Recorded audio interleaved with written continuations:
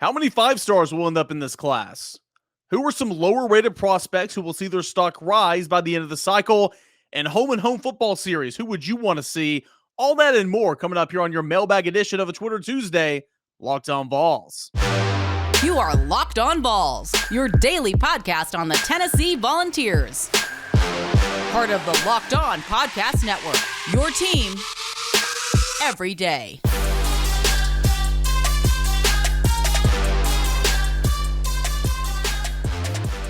What is up, everybody, and welcome into it. This is Locked On Vols, your go-to Tennessee Volunteers podcast each and every single day, every single morning on YouTube and wherever you find your podcast. I'm your host, Eric Kane. So glad to have you guys here with me today. And this episode is brought to you in part by BetOnline. It's got you covered this season with more props and odds and lines than ever before. BetOnline.net. It is where the game starts. So we got a fun-filled mailbag edition show here for you today. Tons of questions in from you guys, from the DMs to the YouTube channel to the Facebook page. Can't thank you guys enough for engaging and getting in with that. So we're going to spend our first two segments answering your questions. And then we're going to get back into our starter spotlight in segment number 3. Took an off day from that on Monday because we had a lot going on in the recruiting world, but we'll get back to it today. And we will discuss the left tackle position. Like I said, I have no clue who's going to start at that position. So we're going to talk about 3 guys as we get into it here today. But that is the show rundown here on a Tuesday. I do radio in Knoxville, Tennessee at 99.1 The Sports Animal. I also write for the Rival site covering the University of Tennessee. That's rivals.com. And of course, I'm your host here on Locked On Vols. Those are my credentials. If you're new to the show, welcome to it. Pull up a chair and stick around. Let's go ahead and jump right into it. This is from Brent, and this was on the YouTube channel actually from last week, and I bookmarked it so that we could go back and kind of visit it here today. So Brent says, for Twitter Tuesday next week, is it harder for you to come in and tape your pods or do a sports talk radio show in Knoxville for you personally on days like Tuesday, this is last Tuesday, when the team you cover gets bad or disappointing news, like Carnell Tate choosing Ohio State?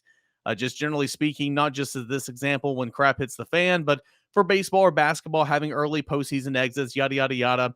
Random question. I just thought it may be a question out of the box for you. Thanks so much. Yeah, that's a great question, man. So here's what I'll say, and I think I've said this before.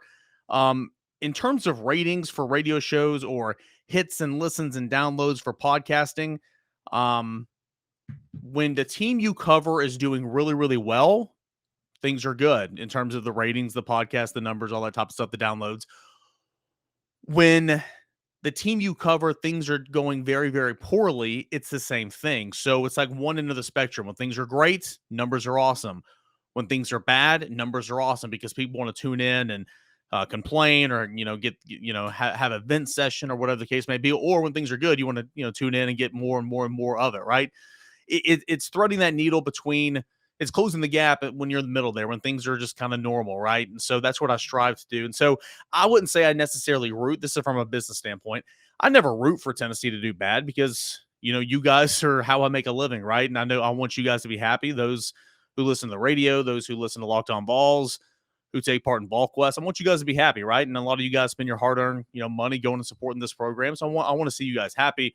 But for me personally, I think kind of like what we spoke on last week, I think it only gets annoying or whenever it's so repetitive, whenever that sky is falling mentality that I spoke on a little bit last week, it's just like, no matter how many times you talk and you talk and you talk and you try to reassure or, something to that nature, you'll still have people just kind of coming on with the same thing over and over. And that's fair. I mean, it comes to the territory. I'm not mad about it. It's just, that's when it kind of gets taxing on me. Like, again, like the whole sky is falling mentality last week, last Tuesday, last Monday afternoon. It's like, come on. Like, those are the times where I'm just like, I mean, do I really have to keep reassuring? And again, I'm not trying to be a parent preaching to a child here. I know that might sound like that, and I apologize if it is.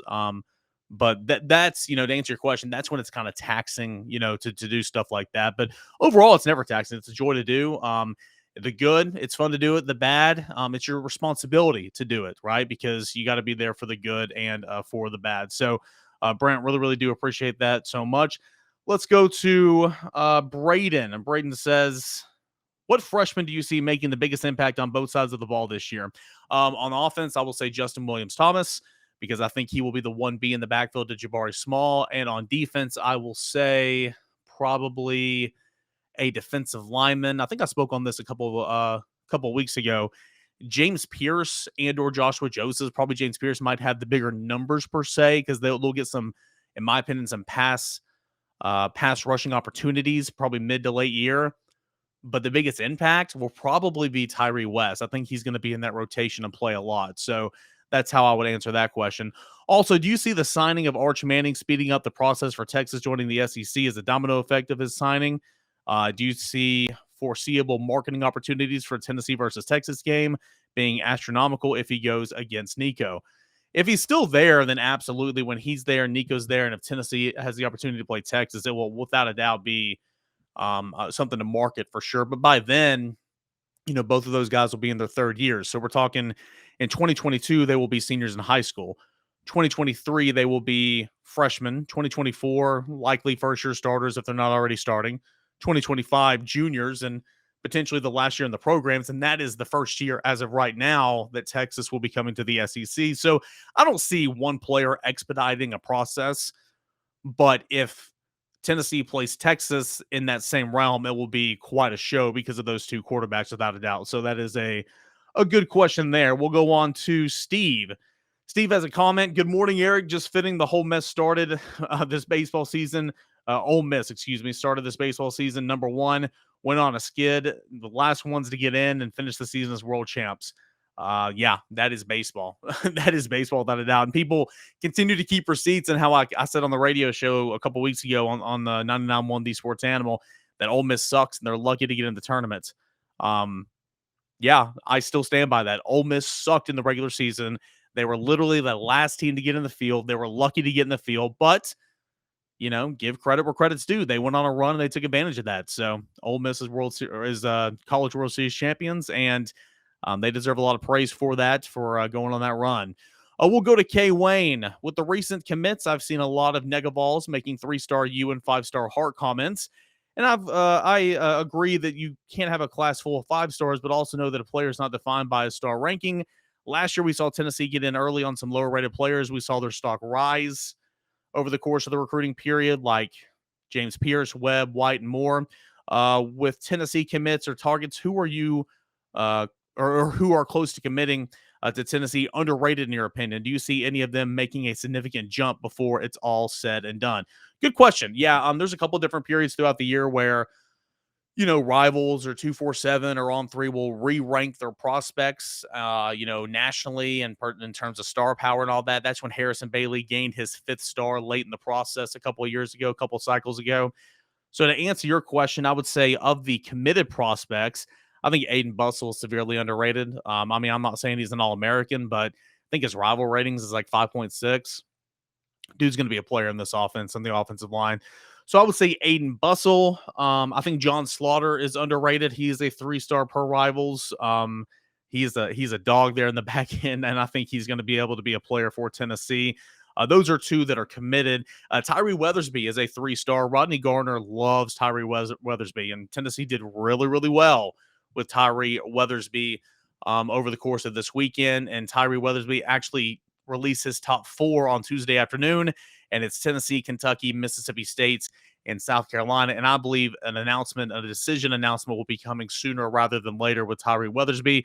He would be in that conversation again because you got Rodney Garner liking you a lot, then something's got to be good about you. And then I'll say Nathan Laycock as well. A guy that's, lowly rated 3-star, but he's doing really, really, really well in the 7-on-7, playing against Nico in the 7-on-7 overtime in Las Vegas, and a guy that I think is underrated. And those will be 2 guys that Tennessee is in on and could find themselves into this class before it's all said and done. We'll get 2 more here before we call it quits here for segment number 1.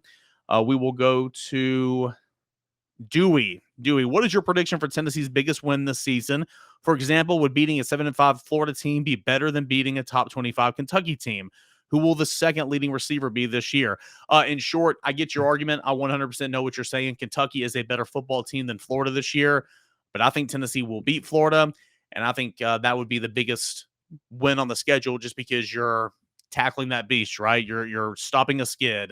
what it means for the fan base, what it means for the program. And I'll get more into that in segment 2 because there's another question about Tennessee and Florida, but that would be my answer, although Kentucky, in my opinion, is a better football team in that regard. Who will be the second leading receiver? Let's go with Jalen Hyatt. I think Jalen Hyatt had a really, really good spring. I think his mind's in the right spot. He's got an unbelievable talent level. And I think his ability to stretch the field vertically from that slot position is going to allow him to find some wide open spaces. And there's a country song about that. And to find pay dirt a couple of times. So I will say Jalen Hyatt. And then finally, here in segment 1, we'll go to Kurt. If you could pick 3 out of conference opponents that you want to schedule a home and home for football with, who would they be and why? Whether it's because you want to go to the opponent's stadium, it's a matchup you've always wanted to see for Tennessee, etc. Keeping it short and sweet, I will say Texas, UT, Texas. I think that would be just a phenomenal home and home. Okay, battle the orange, battle the real UT. I think that'd be so much fun. Tennessee, Miami. Talk about teams that used to be just great in the heyday, right? And rematch at the '85. Sugar Vols and all that. That'd be a whole lot of fun. And Miami's making some headlines now, just as Tennessee is, by bringing in a quarterback with the help of name, image, and likeness, but also to the class of 2023. So Texas, Miami, and then one out Ohio State. Ohio State's kind of the cream of the crop right now. You already play Alabama every year. You play Georgia every year. You played Oklahoma recently. Tennessee's done a home and home with Oregon. I would say Notre Dame and I would say Southern Cal, but Tennessee's kind of played both of those in recent history in the last 15 to 20 years. So that my answer would be Texas, Miami, and Ohio State. Really fun question to talk about. And we could spend an entire segment on that. In fact, we have spent, I think, an entire show on that here in the last couple of months. But that is a really, really fun topic to broach as well. We'll come back with more of your questions, Twitter Tuesday, including position groups. Who will take a step as a position group and who will take a step back as a position group compared to the 2021 season? That and more coming up here on Locked On Vols. But BetOnline.net, your number one source for all your sports betting, news, and information. Find all the latest sports developments, league reviews, and news, including this year's hockey playoffs, which just wrapped up with the Colorado Avalanche hoisting Lord Stanley's Cup, and Major League Baseball. BetOnline.net, your continued source for all your sports wagering information, including live betting, esports, reality television, and a whole lot more. BetOnline.net remains the best spot for all your sports scores, podcasts, and news this season. It's the fastest and easiest way to check up on all your favorite sports and events, including MMA, boxing, and even golf. All right, NASCAR as well. Head on over to the website today or use your mobile device. Learn about all the latest trends and all the action. BetOnline.net, it is where the game starts. We continue on with this edition of Locked On Vols, your Tuesday show. It's a mailbag show as we continue to answer your questions. Guys, can't thank you enough for choosing to spend your time with us here to start your day, or maybe it's on your lunch break, maybe it's in your workout later that afternoon, maybe it's on your way home from work, whatever it is, your cubicle, your office, your gym. Thank you so much for hanging out with us here today and every day that you tune in here on Locked On Vols. We'll continue on with our mailbag show, Twitter Tuesday. We'll go to Alex. Alex says, how many 5-stars do you think Tennessee will land in this 2023 class? 2, 3, 4, question mark?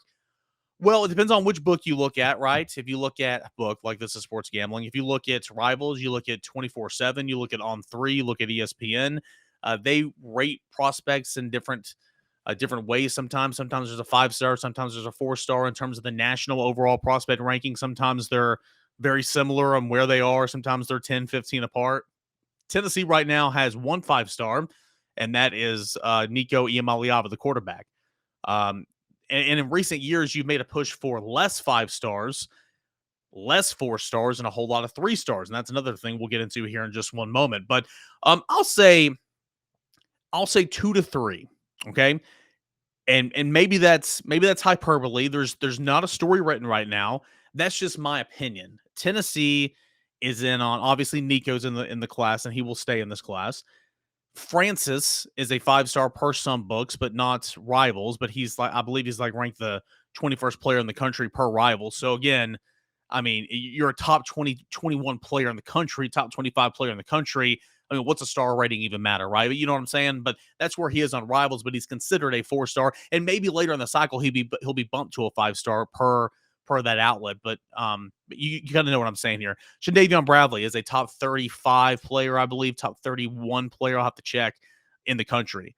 Tennessee's in on Francis. Tennessee is in on Shandavion Bradley. Tennessee was in on Carnell Tate. Carnell Tate chose to go to Ohio State. So I'll say 3 would be the max, because I don't believe Ethan Davis will ever bump up to a 5-star before it's all said and done. But he's the highest 4-star in the class, right behind Nico, who's a 5-star. I'm not saying Tennessee will get all 3 of those, but I think Tennessee, of the 2, Francis and Shadavion Bradley, I bet Tennessee can get one of them, right? Francis will be announcing his commitment on July the 4th, and Shadavion Bradley likely later in July. Hopefully, Tennessee will get him back on campus when that open week begins at the end of the month. So I'll say 2 to 3.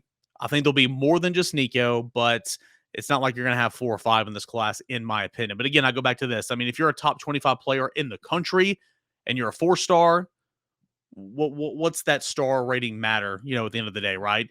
Alex, good question there. We'll move on to Bo. And Bo wants to know. All right, here we go. This is the one I was referring to earlier. We get a lot of low 3-star commits. I try to ignore the rating and check out their offer list, though oftentimes either their only SEC offer or maybe Tennessee's their only SEC offer, or maybe they also have Missouri or South Carolina or somebody else. But when we're told that they're at the top of our staff's board and how we covet them so badly, it just seems hard to believe that both recruiting services and other mid to upper tier SEC schools are somehow just whiffing on their evaluations, while our staff can spot all these diamonds in the rough. What's your opinion? Thanks so much. Great question, man. And I mean, again, I'm one of those guys you're probably referencing that says, hey, I know it says that he's a 3-star, but this staff wants him. And I'm going to say it again, like I said, about back in segment 1, Tyree Weathersby is the guy that's a 3-star on Rivals. Believe he's a 3-star on 247. I would imagine he's a 3-star on 3. I would venture that he's probably not a top 250 player in any of those of those plaudits, right? Those organizations. But Rodney Gardner wants Tyree Weathersby. If he chooses Tennessee, that is a huge win for Tennessee, because a 30-year veteran coach in the SEC wants that guy. And so I think that just kind of says a lot, right? But again, you'll have different staffs, and you'll have some coaches that say, hey, this kid can play for me, and some coaches that says this kid can't play for me, and move on. It just kind of is what it is, right? You will never have a committed class, a signing class, that is not filled with a good portion of 3-stars. There are so many 3-stars out there. It's not like you should wear a 3-star with a badge of honor, but it's not a bad thing, okay? There are triple the amount of 3-stars than there are 4-stars, and so on, and probably 5 times as many 3-stars as there are 5-stars. It's just kind of the way this thing works. You guys know that there are 5-stars that end up being busts, and there are 3-stars that end up being NFL Hall of Famers. It just kind of is what it is. I think that the position that Tennessee is in, of course, it's battling the Ohio States, the USCs, it's battling the Floridas, the Georgias, the Alabamas right here in conference. And sure, a lot of times Tennessee will take a guy that might not be a take at Alabama or at Georgia. The offensive tackle right now, Shamarad, that Tennessee had officially visiting last weekend, believe he's a take at Georgia right now. If Tennessee were to win that battle, that'd be a huge win. He's a 3-star, but he was a Georgia take. You know what I'm trying to say? So, Squirrel White, Tennessee, wide receiver, brought in for that signing class in 2021 or 2022, excuse me.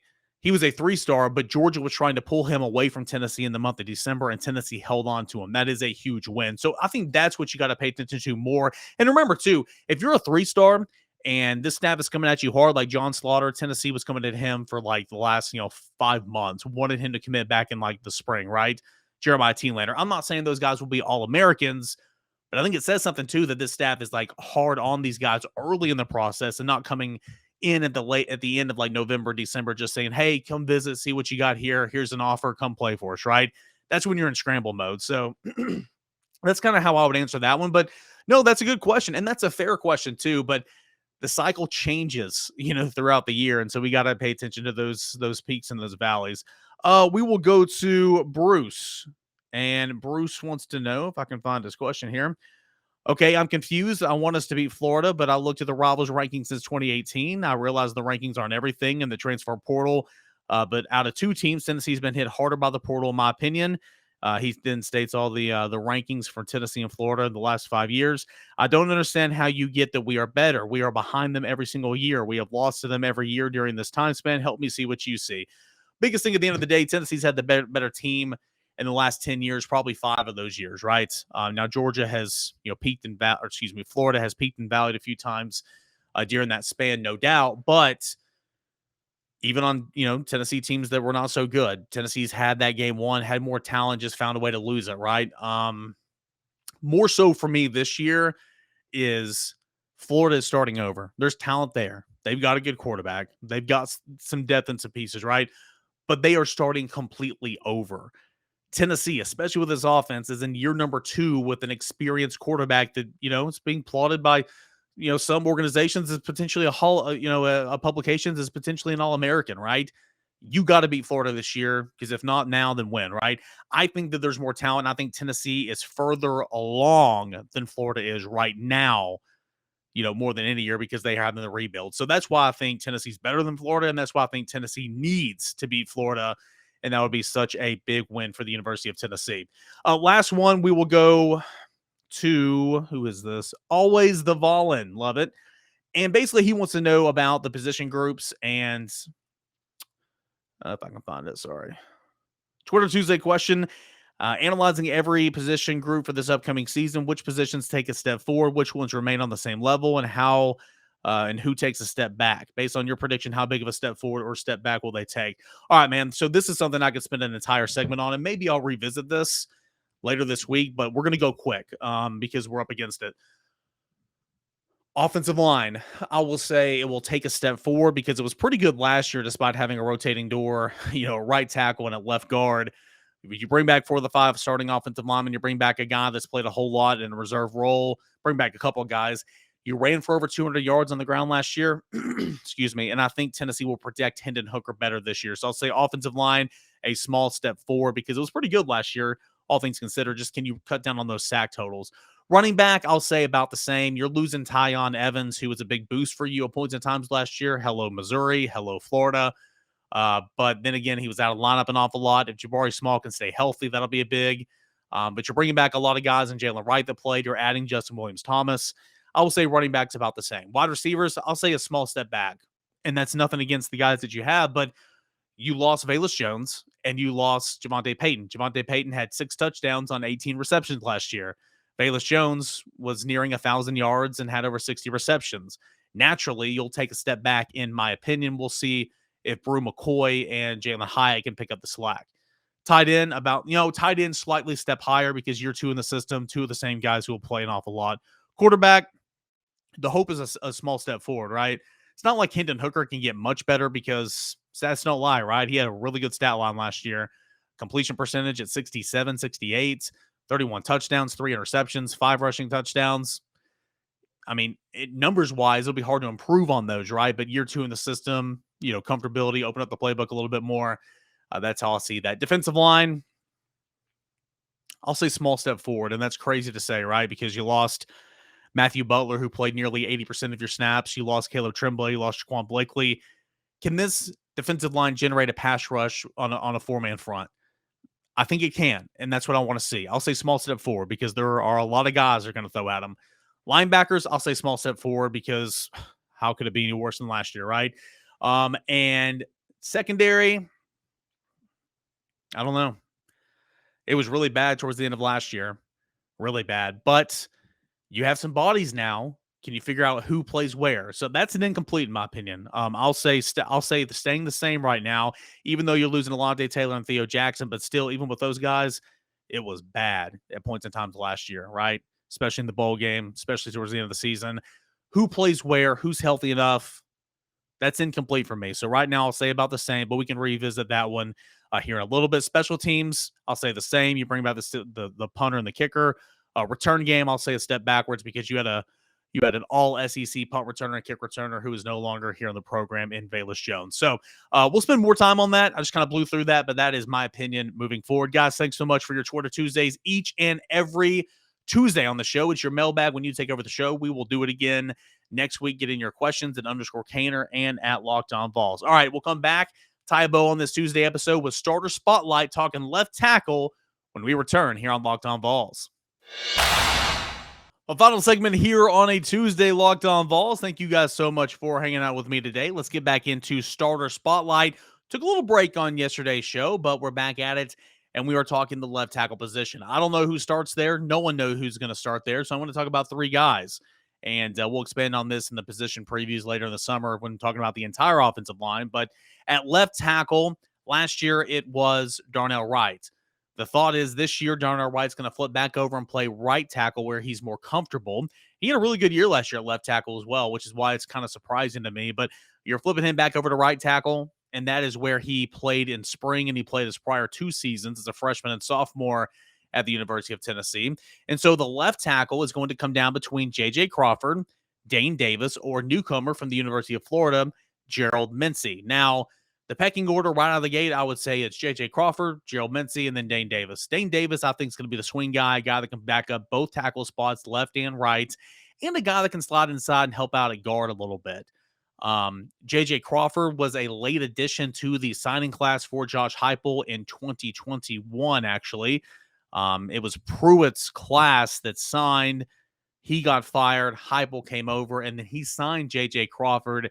If you remember, in the February signing period, he was a junior college guy, played that spring season in spring of 2021, and then arrived on campus, just in time basically for camp. And so he was so far behind that I never really thought he got a fair shake in the matter.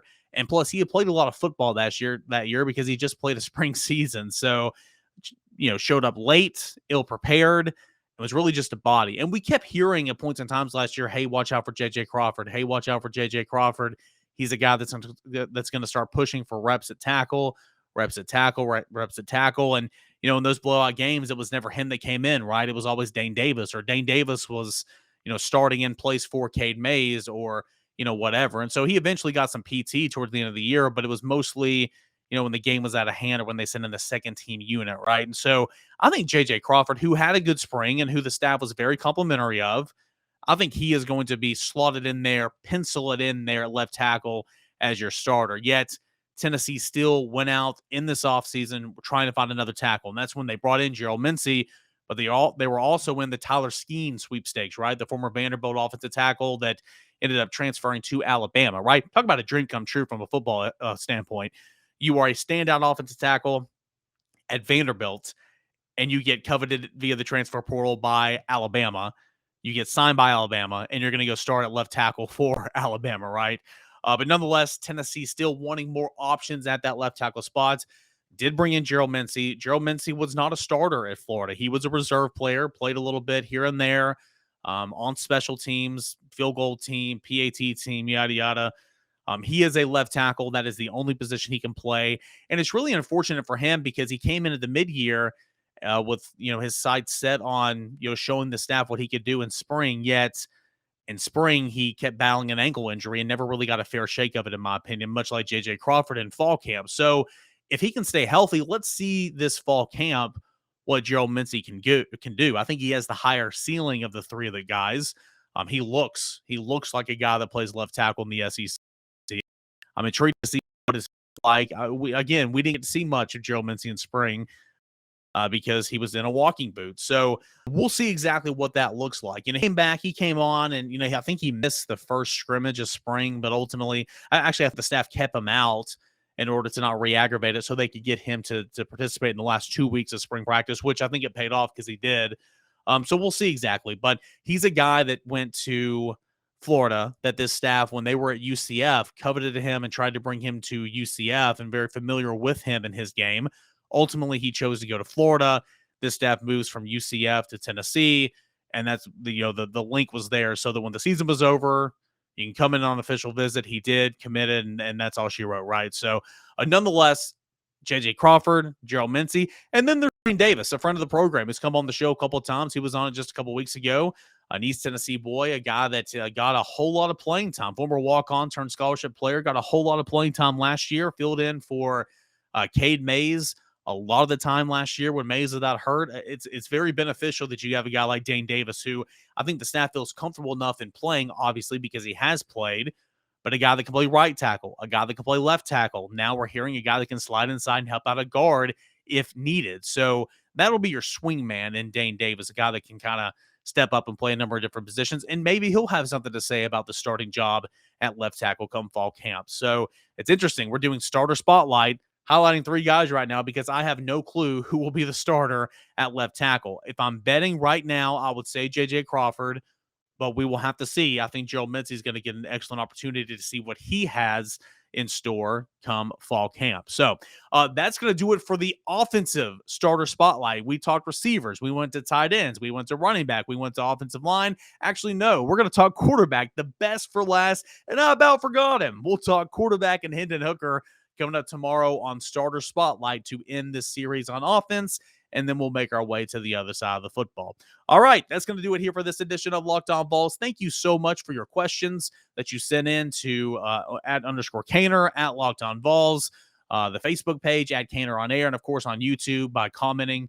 Can't thank you enough. I bookmarked those, and if I miss anybody, I do apologize. I'm sorry. I try to bookmark those as I go on. Sometimes I miss some, but every single Tuesday, Twitter Tuesday, the Mailbag Show right here on Locked On Vols. Thanks so much for making Locked On Vols your first listen each and every day. Now make Locked On SEC your second listen. Host Chris Gordy. He takes you around the SEC in 30 minutes or less every single day. Make Locked On SEC your second listen right behind Locked On Vols, which is your first listen each and every day. That's going to do it here for this edition of Locked On Vols. Thank you so much. Let's do it again tomorrow. We'll hear from Josh Ward. We'll continue on talking Hendon Hooker for Starter Spotlight and the rest of Tennessee news and information. All that coming up tomorrow. Until then, enjoy the rest of your Tuesday, everybody.